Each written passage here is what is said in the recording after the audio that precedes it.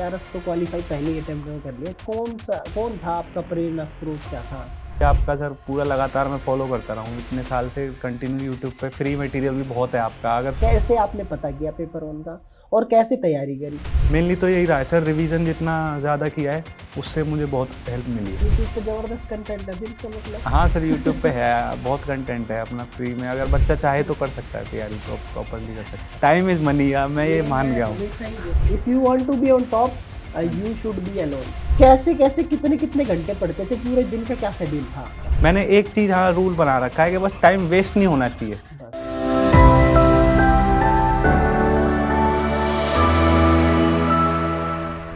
नमस्कार सभी साथियों को, स्वागत है आप सभी का हमारे चैनल पे। और आज मैं आप सभी को एक ऐसी शख्सियत से मिलाने जा रहा हूं जिन्होंने अपने फर्स्ट अटेम्प्ट में ही जेआरएफ क्वालिफाई किया।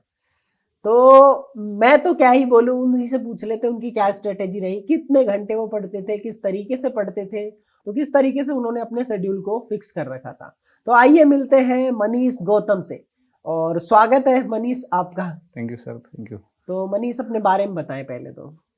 सर जैसे नाम तो आपने बता ही दिया, मैं यूपी से हूँ। हाँ। अभी मास्टर डिग्री चल रही है मेरी पंजाब यूनिवर्सिटी से, फाइनल सेमेस्टर है। हाँ। उससे पहले अपना चंडीगढ़ सीसीएस यूनिवर्सिटी से मैंने मेरठ से बीपीएड करी हुई है। उससे पहले कुरुक्षेत्र यूनिवर्सिटी से बीएससी फिजिकल एजुकेशन की हुई है। अच्छा। बाकी बैडमिंटन में मैं स्टेट मेडलिस्ट रहा हूँ और ऑल इंडिया लेवल तक खेला हुआ हूँ। बैडमिंटन गेम है मेरी सर। अच्छा, बहुत जबरदस्त। तो ये आपने इससे पहले कौन कौन से एग्जाम दिए हैं? इससे पहले सर चंडीगढ़ का एग्ज़ाम दिया था, जो ठीक से प्रिपेयर करके जो दिया था सबसे पहले। उससे पहले एचटेट दिया था, जो कि 2023 दिसंबर में वो फर्स्ट अटेम्प्ट में मेरा एचटेट टीजीटी क्वालिफाई हो गया था। और ईएमआरएस भी दिया था, बट उसकी उतनी प्रिपरेशन नहीं थी जनरल पेपर 1 की। वो खाली एक्सपीरियंस के लिए दिया था मैंने, क्योंकि उस टाइम पे उतनी पढ़ाई हो नहीं पाई थी। फिर चंडीगढ़ के लिए प्रिपेयर किया था मैंने, बट उसमें हुआ नहीं। उसमें 100 समथिंग मार्क्स बने थे मेरे, 112 पे गई थी कट ऑफ। अब उसके बाद ये एग्ज़ाम अब आए हैं जो अभी, तो फिर नेट का ही दिया है सबसे पहला अटेम्प्ट इस बार दिसंबर में। क्योंकि मेरे पहले तो एलिजिबल नहीं थे, इन्होंने रूल चेंज कर दिया, एलिजिबिलिटी फाइनल ईयर में कर दी थी। मेरे को ये था कि मेरी तैयारी थी तो मेरे को कोई एक्सपीरियंस के लिए देने जाना नहीं था नेट का। मेरे को ये था कि मेरा हो जाएगा क्वालिफाई, तो मैं जब एलिजिबल लास्ट अटेम्प्ट में अपना दूंगा, तो मैंने अभी दिसंबर में ये दिया। उससे पहले टीजीटी पीजीटी के एग्ज़ाम अभी भर रखे। ईएमआरएस का दिया था, वो फर्स्ट जो प्री पेपर है वो क्वालिफाई हो गया है। यूपी का भी दे रखा है। बहुत बढ़िया। उसके अभी देखते हैं क्या होता है। बहुत बढ़िया, शानदार। तो और आपने जेआरएफ तो क्वालिफाई पहले ही अटेम्प्ट में कर लिया। कौन था आपका प्रेरणा स्रोत, क्या था, या अचानक से आपने पहले ही अटेम्प्ट में? सर प्रेरणा स्रोत तो सबसे पहले स्टार्टिंग जो प्रेरणा स्रोत की हुई वो आपसे ही हुई है सर। आपके यूट्यूब चैनल से काफ़ी पुराने टाइम से मैं देखता आ रहा हूँ, अपने बीएससी के टाइम से अपना देखता आ रहा हूँ। धीरे धीरे धीरे धीरे धीरे धीरे पहले कॉलेज के एग्ज़ाम के लिए पढ़ता था, क्योंकि खेलता भी था उस टाइम पे, तो पढ़ता रहता था। थोड़ा बहुत पढ़ लिया, देख लिया। धीरे धीरे धीरे धीरे यूट्यूब पे जो मेनली सर सबसे ज़्यादा जो नॉलेज बांटी है आपने ही बांटी है, स्टार्ट ये आपने ही किया है, तो आप ही रहे हो सबसे पहले प्रेरणा स्रोत तो। फिर धीरे धीरे करके फिर मेरे को ये हुआ कि जब गेम कम हुआ तो कि अब इस लाइन में, टीचिंग लाइन में, फील्ड में आगे जाना है, तो थोड़ा फिर और डीपली पढ़ना है। फिर और डीपली पढ़ने के लिए बैच भी लिया था आपका मैंने, टीजीटी पीजीटी वाला बैच लिया था। अच्छा। हाँ, 1 डेढ़ साल पहले। उसके बाद यूट्यूब पे ही पूरी आपका सर पूरा लगातार मैं फॉलो करता रहा हूँ इतने साल से कंटिन्यू। यूट्यूब पे फ्री मटेरियल भी बहुत है आपका। अगर फ्री से भी काफ़ी हो जाएगा, कोई दिक्कत नहीं है। मैंने क्योंकि देखा है आपका, मैंने नेट का बैच आपका नहीं लिया। अच्छा। हाँ, यूजीसी नेट का नहीं लिया। यूजीसी नेट का मैंने फ्री पढ़ा है आपके यूट्यूब चैनल से, इतना वाह पढ़ा है। भाई, जबरदस्त। हाँ तो जी, हाँ जी। डेडिकेशन हो तो कोई वो मैटर नहीं करता है ना। हाँ जी, हाँ जी। मैं तो यही कहता हूँ कि कहीं से भी आप पढ़ सकते हो, जाहिर सी बात है, आपको बस पढ़ना है, मेन हाँ जी, चीज हाँ जी, यही यही है सर, यही रही है मेरी स्ट्रेटेजी। है। मैं तो आपको हमेशा ये भी बोलता हूँ कि हर टीचर अच्छा ही है। हाँ कोई जी, भी, हाँ जी। किसी भी प्रकार से कोई भी टीचर है, सब बढ़िया ही पढ़ा रहे हैं, कोई टेंशन वाली बात नहीं है। कोई टीचर अच्छा बुरा नहीं होता, सभी अच्छे हैं। नहीं सर, मैंने भी ये देखा है, सारे लोग अपनी तरफ से वो मेहनत कर रहे हैं, क्योंकि सबको अपने आप को बढ़ाना है, अपना उनको भी अपना फुलफिल करना है, तो वो भी अपना बेस्ट देना चाहते हैं। मेरे से कई बार मेरे दोस्त भी पूछते हैं कि तू कहाँ से पढ़ रहा है, तो वो सोचते हैं कि मैं झूठ बोल रहा हूँ, लेकिन मैं उनको भी यही बोलता हूँ, भाई यूट्यूब पे वीडियो डाली, जो मुझे पसंद आ गई, जिसका मुझे समझ में आने लग गया, मैंने वो देख ली, फिर दोबारा मुझे जो पढ़ना है फिर से डाली, जिसका मुझे समझ में आने लग जाता है, जैसे पेपर 1 है तो जिसका मुझे समझ में आने लग जाता है मैं वो देखने लग जाता हूँ। बहुत बढ़िया। ऐसा कोई फिक्स ही नहीं है मेरी स्ट्रेटेजी ये है कि सर फिक्स नहीं है कुछ भी। हाँ, जिसका जैसे समझ में आया तो मैं पहले वो पूरी प्लेलिस्ट खत्म कर देता हूँ। अब एक सर का मुझे समझ में आ रहा है तो मैं उसको अच्छे से पढ़ता हूँ पहले, फिर उनकी खत्म हो गई वीडियो, क्योंकि यूट्यूब पे तो ऑब्वियसली फ्री है तो लिमिटेड कंटेंट है, फिर किसी और की देखी तो टॉपिक डालता हूँ, जिसका समझ में आना चालू होता है उसकी देखने लग जाता हूँ अपना। ये स्ट्रेटेजी है सर। बच्चे सोचते हैं कि झूठ बोल रहा हूँ, बता नहीं रहा, छुपा रहा है ये। कई बार मेरी क्लास वाले सोचते हैं। अक्सर बच्चों को यही लगता है, पता नहीं क्या ही टॉप सीक्रेट तैयारी कर रहा है। तो बाकी कमेंट वमेंट नहीं करते थे आप कभी हमारी वीडियो में? नहीं सर, कमेंट वगैरह मैंने कभी नहीं किए। मैं बस आके अपना चुपचाप, क्योंकि मेरा अभी यूनिवर्सिटी में क्लासेस होती थी सर, शेड्यूल वगैरह ज्यादा मैच नहीं करता, तो मैं ऑफलाइन ही देखता था हमेशा, लाइव नहीं देखी। लाइव मैंने बहुत कम ही देखी होगी आपकी, आई थिंक मुझे याद भी नहीं है कि कब देखी है। तो ऑफलाइन ही देखता था और बस कोई कमेंट नहीं, कुछ नहीं आया, पढ़ा, नोट्स बनाए अपने, दोबारा देख ली, रिपीट मोड पे देखता रहता था। मैं देखता रहता था, कुछ भी कभी कभी कुछ भी कमेंट आ रहे हैं बेकार, हाँ इररिलेवेंट कमेंट आ रहे हैं बच्चों के, पढ़ने पे ध्यान नहीं है, कुछ और ही चल रहा है। तो मेरा ये था कि बस मैं पढ़ता रहता था, कमेंट वगैरह पे मैंने कभी ध्यान ही नहीं दिया। ये सवाल जानबूझ के मैंने इनसे पूछा है ताकि आप लोगों को ये बता सकूं, जितने साथी ये देख रहे हैं ना, ये बार बार कमेंट करके इररिलेवेंट जो कमेंट करते हो, बीच में डिस्टर्ब करते हो क्लास को, जो सेलेक्टेड कैंडिडेट्स होते हैं ना, या यूं कह लीजिए जिन्हें सिलेक्शन लेना होता है ना, वो चुपचाप आके पढ़ लेते हैं अपना 1.5 की स्पीड से लगा के या 2 गुना की स्पीड से लगा के, बस वो पढ़ने पे ध्यान देते हैं, फालतू कमेंट्स पे वो ध्यान ही नहीं देते, ना वो कभी करते हैं, ना वो ऐसी चीजों में उलझते हैं। तो आप भी अगर तैयारी कर रहे हो तो ये वाली स्ट्रेटेजी फॉलो करना जो भाई ने करी है, कि 2 गुना की स्पीड से लगा के अपना देखते गए, बात खत्म। हाँ जी। उसके अलावा अगर हम बात करें तो अब चलते हैं मेन आपकी स्ट्रेटेजी के ऊपर, क्योंकि ये बच्चे जितने भी देखेंगे इस वीडियो को, ये छोटे भाई बहन आपके हो सकते हैं या कोई बड़े भी हो सकते हैं जिनके क्वालिफाई नहीं हो रहे हैं, तो पहले अटेम्प्ट में जो क्वालिफाई कर लेते तो उसमें कुछ जाहिर सी बात है कुछ अलग स्ट्रेटेजी तो अपनाई होगी। तो सबकी स्ट्रेटेजी सेम नहीं हो सकती, लेकिन हम किसी की स्ट्रेटेजी से थोड़ी मदद ले सकते हैं और उससे हम अपने आप को बेहतर कर सकते हैं। तो क्या वो स्ट्रेटेजी थी? सबसे पहले पेपर 1 की तरफ चलते हैं। तो पेपर 1 की जब आपने नाम भी सुना, मान लो आपको XYZ कुछ भी नहीं पता पेपर 1 का, तो कैसे आपने पता किया पेपर 1 का और कैसे तैयारी करी, थ्योरी वगैरह नोट्स कैसे किससे? सर अब आज के टाइम पे तो बहुत इजी है, कुछ भी यूट्यूब पे सब कुछ है। तो अगर आप रियलिटी में पूछेंगे, मैंने आज तक अपने किसी भी एग्जाम को देने जो गया हूँ, मैंने उसका सिलेबस ही नहीं देखा कि सिलेबस क्या है उसका।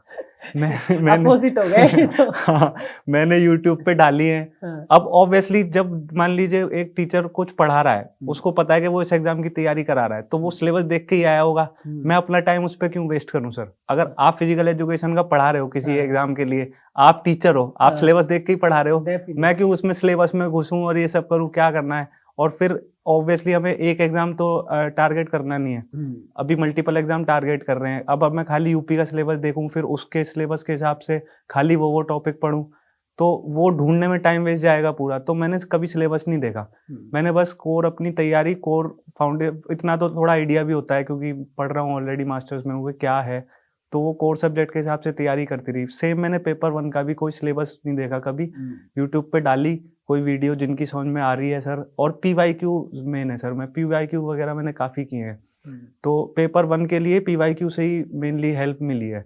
जैसे ही जब मैं पहले अपना मैंने फिजिकल एजुकेशन का तो काफ़ी लॉन्ग टाइम से मैं कर रहा हूँ, तो मेरा फाउंडेशन क्लियर था।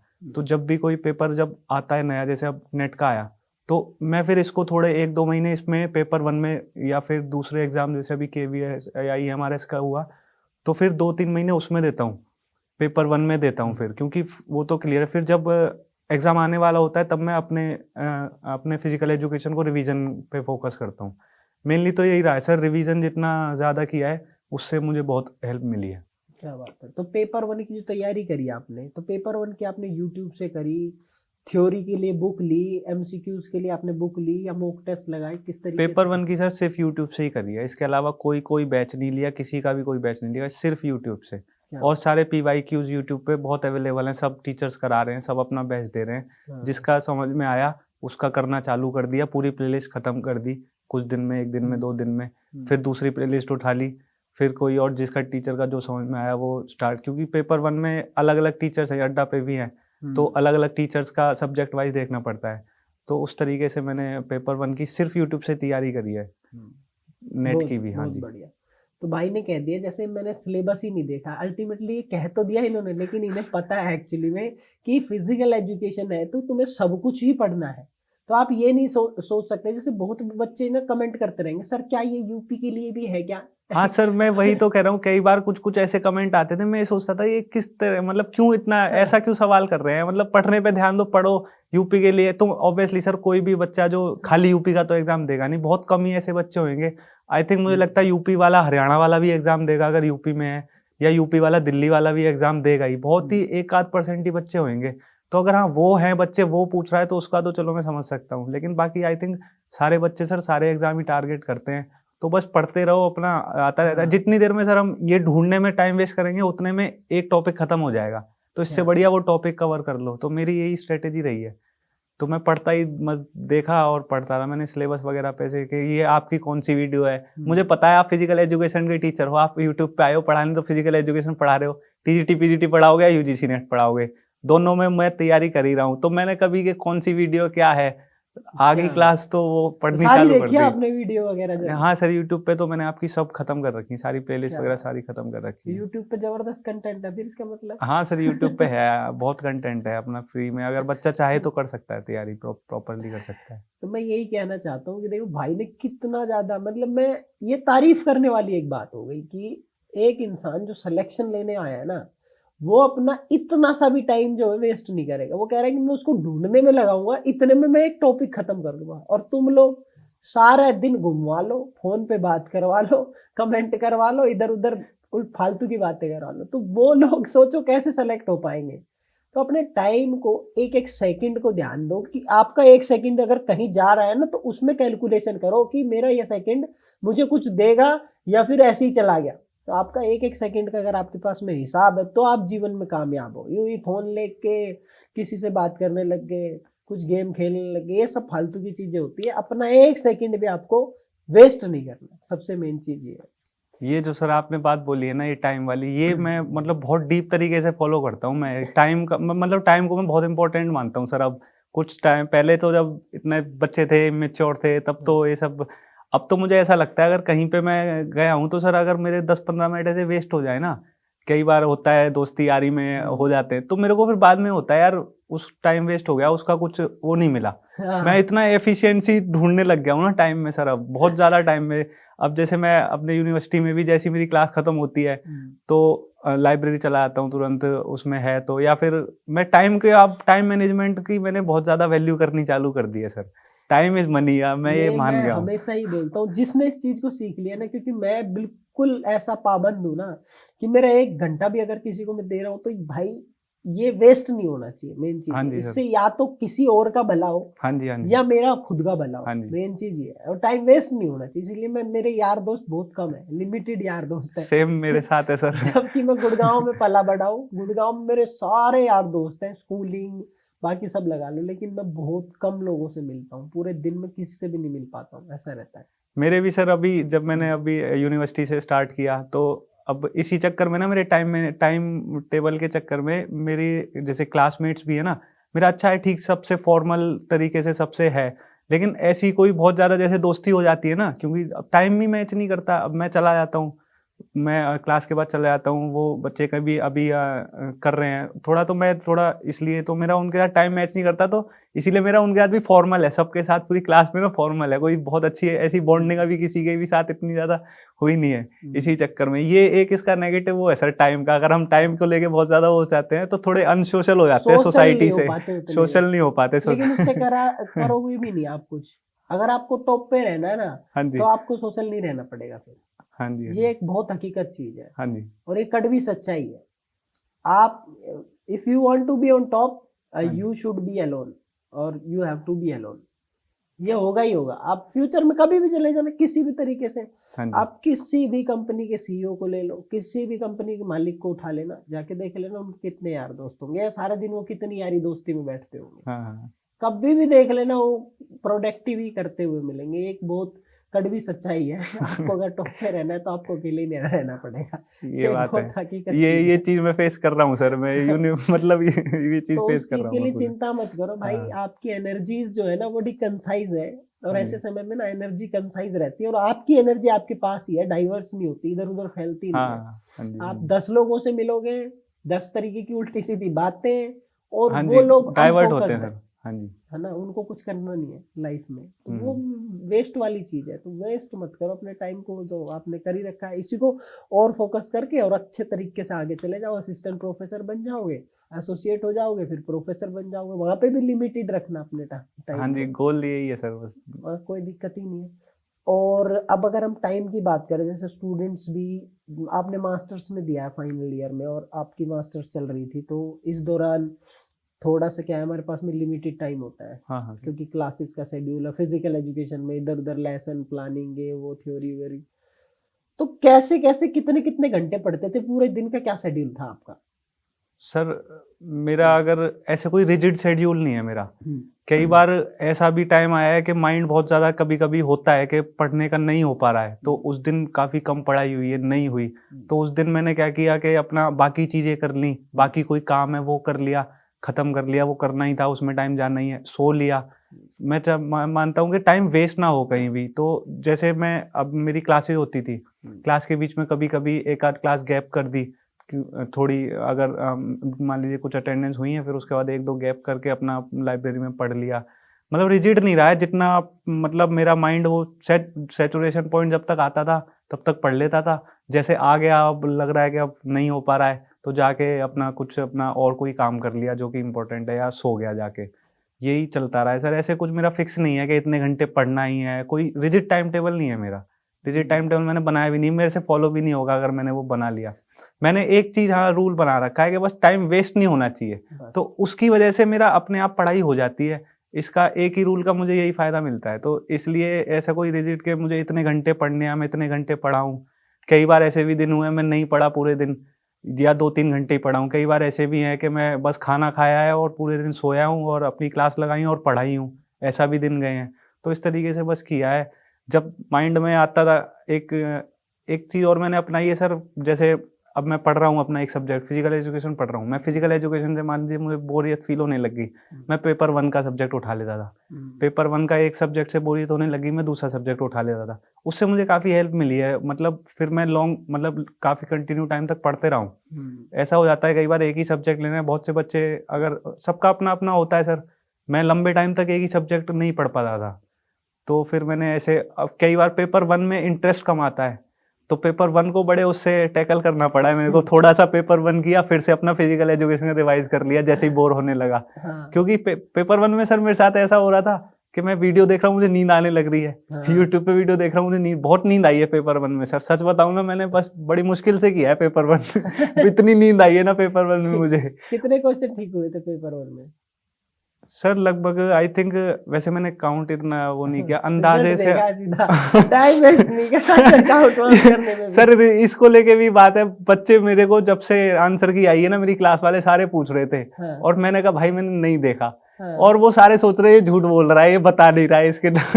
मैंने, और मेरे साथ एक और वो हुई ना, मेरा फर्स्ट अटेम्प्ट था सर। हाँ, तो क्या हुआ, मैंने जब आंसर की आई तो मैं डायरेक्टली, अब वो ऑनलाइन था सिस्टम, तो मैंने ये एक्सपेक्ट कर लिया कि सारे क्वेश्चन जो है लाइन वाइज होंगे जैसे मेरे सेट में आए थे, हाँ, और लाइन वाइज मैंने क्वेश्चन में मैंने कोड से चेक नहीं किए। हाँ, मैं 1 का आंसर देख रहा हूँ, मेरा गलत, हाँ, तो गलत गलत। और स्टार्टिंग में पेपर 1 के 50 क्वेश्चन थे, तो उसमें मैं रिकन्फर्म भी नहीं कर पा रहा। हाँ, तो मैंने कहा अरे तो गलत होते जा रहे हैं, गलत होते जा रहे हैं सर। 60-70 क्वेश्चन हो गए थे, उसमें से 50-60 गलत आ गए। हाँ, मैंने कहा कुछ तो गड़बड़ है। हाँ, फिर मैंने थोड़ा उसमें और दिमाग लगाया, मैंने कहा, फिर मैंने एक अपने दोस्त से बात की कि भाई यार ये, फिर उसने बताया कि कोड से मैच कर। हाँ, मैंने वो एक्सपेक्ट कर लिया कि लाइन से होगा, फिर मैंने कहा मेरा दिमाग खराब हो गया, अब नहीं कर रहा मैं इसको चेक।